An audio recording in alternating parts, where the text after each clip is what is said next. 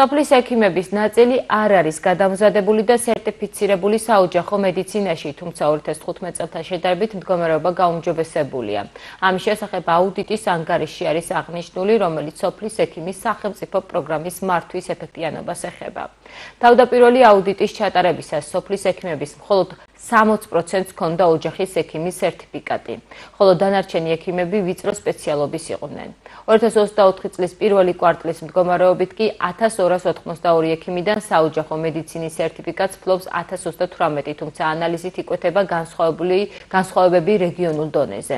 აუდიტის რეკომენდაცია არის, რომ სოფლების სათანადო კვალიფიკაციის ექიმები დაკომპლექტების მიზნით შესაბამისი კვლევის საფუძველზე განისაზღვროს სოფლის ექიმების პროფესიული განვითარების მინიმალური მოთხოვნები.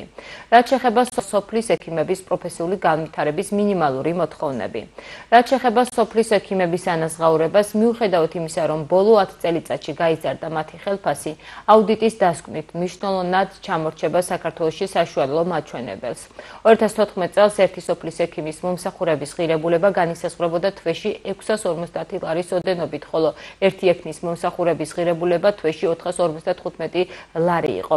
2014 წელთან შედარებით სოფლის ექიმებისა და ექიმების ანაზღაურება გაზრდილი არის და ექიმის ხელფასი განისაზღვრება თვეში